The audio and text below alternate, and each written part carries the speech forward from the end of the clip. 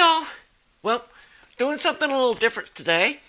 Just got a new turntable. For the last decades, I've been using Technics old belt drive turntables from the 1980s.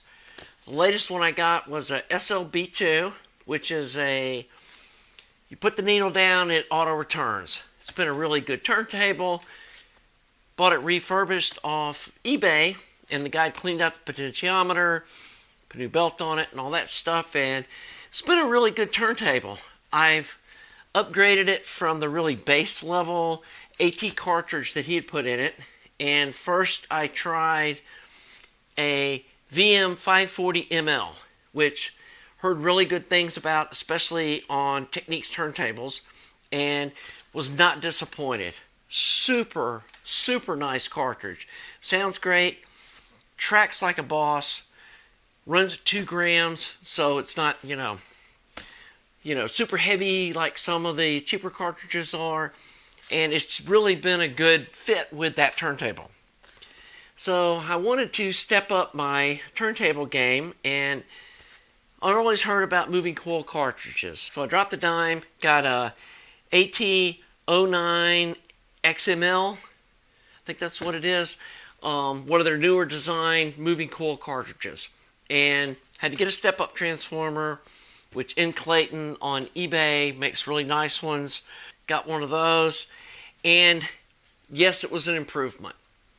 Wanted to stick with the same microline needle, so that, I was comparing apples and apples, was just comparing the moving coil to the moving magnet. And while there was a little more detail there, it wasn't as mind-blowing as people made those out to be, which I know sometimes there's just internet hype. People spend, $600 on a phono cartridge, and they're going to hear stuff that maybe is not there. But then on the flip side of the coin, there's the rule, don't spend more on the cartridge than your turntable's worth. It's kind of a rule of thumb. So I was wondering, is there something to that, kind of low-end turntable that I'm using, because it wasn't a top shelf model back in the 1980s when it was made, and I'm sure turntable technology has improved since then. Now, when these new Technics turntables came out, I think the first one was a 1500 of more of this consumer or prosumer, whatever you want to call it, kind of level of stuff. It's, high end, but it's not like stratospheric, because I know they make like a $4,500 version of this style of turntable. When they came out with the 1500, that looked interesting, but it had a cartridge that I really wasn't interested in that was adding to the price point, and it also had a phono stage that I didn't want. And even when you turn it off, it's running through extra circuit boards or something, and that kind of turned me off on it. So when they released this SL-100C, I thought, there's the model that I want. And so, saved up my pennies, ordered one, came from Amazon today. It was about $1,200 with tax and everything all in. I think it was $1,187 or something. And yeah, I know they were cheaper before and whatever. This is what I've got in front of me. So this is what we're going to unbox. I'm hoping this is going to take the cartridge and stuff that I've invested in to the next level. But we're going to be testing that in a future video and see how this modern Techniques that has a nicer tone arm, and you can set the VTA and the tone arm height and all that stuff that my other turntable doesn't have adjustments for. And it's also got a higher quality tone arm, pivots and all that stuff. So we're going to see what that does for the sound. So I can't wait any longer. Let's open this thing up. And actually, I'm going to open it from the bottom.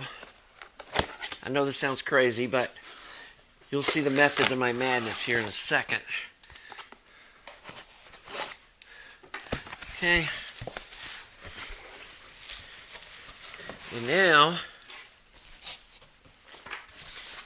we flip the box over like this so we can lift it off right side up. The platter is in the bottom.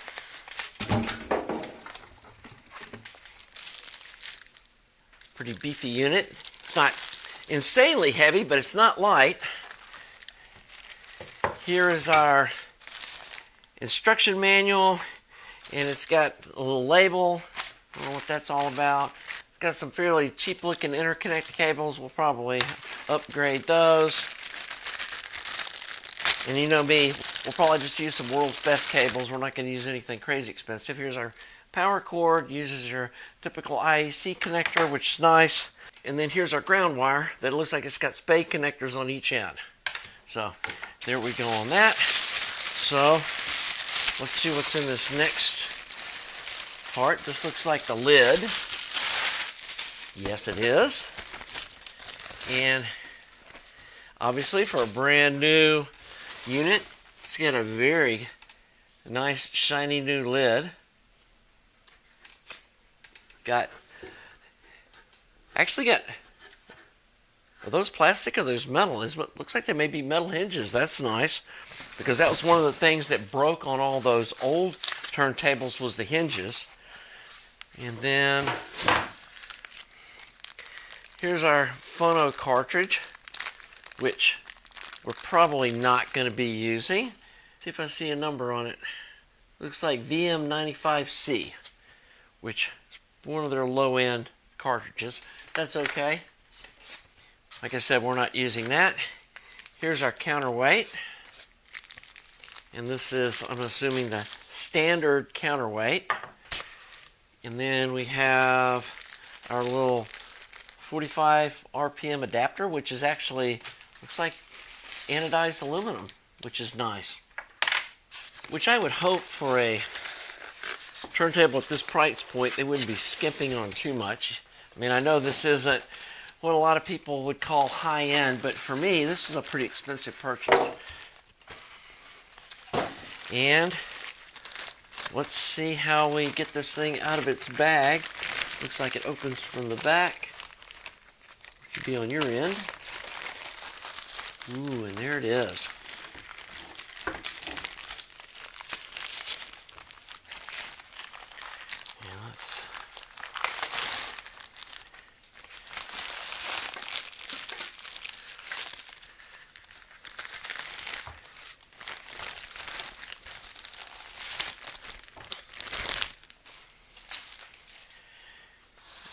There we go.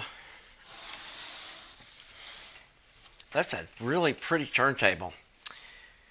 Just a first note, it's got a little lock here for the tone arm. And then they shove the little block under the back of it to keep it from moving around while it's in shipping. And before I start doing anything with it, I am going to read the instructions, but I'm sure that slips onto the back of the tone arm. And then again, we have the head shell, which locks into the front. Let's take a look at the platter.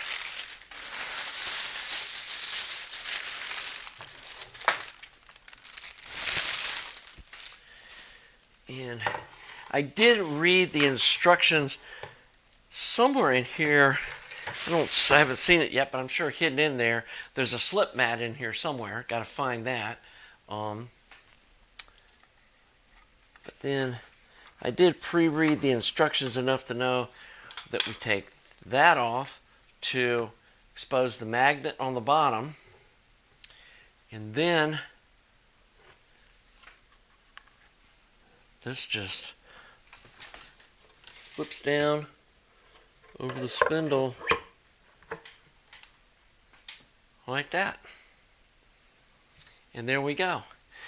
Again, I'm going to look at the instructions, find the slip mat, and then kind of go over the features of this thing. But there we are, all unboxed and on the table. Well, I read through the manual, I found the slip mat. It was in this little cardboard piece inside the box, and got it installed. Got the head shell with my OC9 XML cartridge on it, and then here's my VM540 ML Now I'm using these Yamamoto wood head shells, which I bought for my other turntable, and I don't know if that makes any difference or not. I had some really cheap plastic head shells that came with my other turntable, and so these look really nice, and the idea of having a wood head shell makes sense to me, that it gives some dampening to the tone arm head shell combo. I don't know if there's anything to that or not, but if nothing else, they look nice. So this is the lighter version, the HS3, and this is the HS1A, which is a little heavier. Probably actually is a little too heavy for the counterweight and the stuff that came with this turntable. I may experiment with the heavier counterweight and the ability to move it closer to the pivot. That I found that seems to help on my other turntable. I actually contact glued some washers to the front of the counterweight to give it a little extra weight where I could move it closer to the pivot, and that seemed to help the sound. So that's something I want to experiment with. Also want to experiment with the head shell that it comes with, do some weight measurements. I think these are a lot lighter, or I think these are 7 grams. I think this one's 8 and that one's 10. It's a little bit, but it's something. So anyway, the numbers on this scale seem really accurate. When I had the anti-skating at 0 and had the tone arm balanced, I zeroed it, turned it to 2 grams, and then measured it with my little scale, and it was exactly what this said, within, I think, 1/10 of a gram or 1/2 of a gram. So if you don't have one of these, the scale works pretty well, it looks like, but these aren't real expensive. I'll put a link in the description. Again, if you don't have one of these, pick up one of these. It's an easy way to make sure that you've got the tracking force or the tone arm downforce set correctly for your cartridge. Both of mine like 2 grams. I think it's 1.8 to 2.2, and I found 2 grams. They track really well and they sound nice. So anyway, I can't really think of anything else to show you in this unboxing. I do think these cables, I'm sure they're fine. I mean, they're no worse than the cables that came pre-attached to my other turntable that I didn't worry about. The other thing to note, though, is you do need to check the capacitance of your cables, because at least on my setup, this is where most of the cartridge loading comes from, is from the cables. And if you have too high a capacitance or too low a capacitance, either one can be an issue. And so look up what your cartridge wants to see as far as capacitance loading, and then if you don't have an adjustable capacitance on your phono stage, you can adjust that by the cables you use. And so look at the capacitance or measure the capacitance of the cables you're using to make sure that you have the cartridge loaded right, because that can definitely negative impact your turntable experience, especially if you have way too much capacitance. That can make cartridges sound really bad. And I was reading a forum the other day, and they were talking about these AT cartridges, people complaining about them sounding harsh, and somebody noted, yeah, if you're loading them with over 300 PF of capacitance, they will sound harsh, and they like low capacitance. And I'm going to assume, these moving coil ones do as well. So anyway, I think I'm going to wrap this up here. If you're enjoying this content, please subscribe to the channel. Please like the video. Thanks to you Patreon folks and you folks that donate to my channel. I'm excited to go listen to a new turntable. So until next time, y'all have a great day.